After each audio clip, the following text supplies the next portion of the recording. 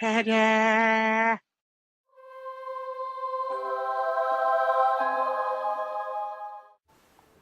For this 3-minute rules, we will be looking at the movement phase, and specifically the 4th sub-phase, remaining moves. Here we will look at 3 things: movement, marching, and reinforcements. All of this can be found on pages 26 and 27 of the 8th edition large rulebook. After working out our compulsory moves, we are now ready to make any remaining moves that we would like to make. This is a bit of a review, but we can go through it quickly. Remember that the movement, normal movement for any unit is its M characteristics, movement characteristic. In this case, the High Elves, they have a movement of 5 inches, so that would be our normal 5-inch move. Remember, in addition, that units are able to move backwards, but they do so at half of their normal movement, rounded up. In this case, 2.5 rounded up would be 3 inches, so our normal backwards movement would be a 3-inch move like so. In addition, units are also able to move sideways at half of their normal movement. So once again, 2.5 rounded up would be 3 inches. This unit can move sideways up to 3 inches like so. And it is important to remember that because moving sideways and backwards are difficult movements, we can only do one or the other. We cannot do both. In addition, it is not possible to wheel when moving backwards or sideways. The wheel is reserved only for the forward movement. With respect to marching, remember that marching is simply double of the normal movement characteristic. For the High Elves now, this will be a normal characteristic of 5, so a march will be a massive march of 10 inches.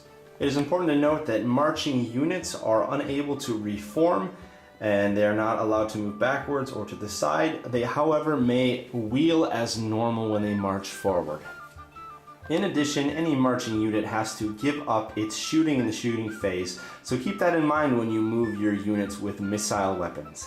Any unit desiring to march that is within 8 inches of an enemy must do what is called an enemy sighted test. In this case, we have the High Elves that are within 8 inches of the Goblins. If they would like to march in this direction, they will have to take a leadership test in order to do so. Let's roll this out, a leadership of 8. They pull it off with a 4, which means they can carry on with their march as normal. Were we to fail the enemy sighted leadership test by, say, rolling a 10, what that would mean is that this unit would be unable to march. It would only be allowed to move as normal, but it would still suffer all of the penalties that it would have incurred were it to have marched, such as not being able to shoot this turn.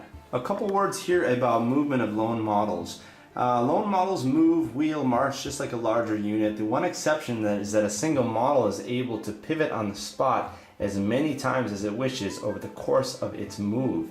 It can do so then without penalty, and so pivoting does not prevent models from marching or even from shooting later in this turn. Nevertheless, a lone model that does pivot does count as moving for the sake of shooting, so it will still incur the shooting penalty of -1 for movement. Despite this greater freedom that lone models have, they still must follow the same rules for charging. So what that means is that they are allowed one wheel of up to 90 degrees, in which they must move in a straight line, and then they are allowed to close the door like normal units would do. Finally, we may briefly discuss the reinforcements rule.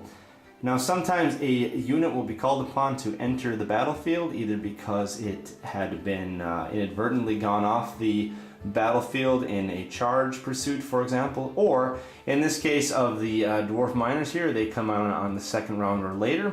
What you do is you place their back end against the board edge and face them directly into the battlefield.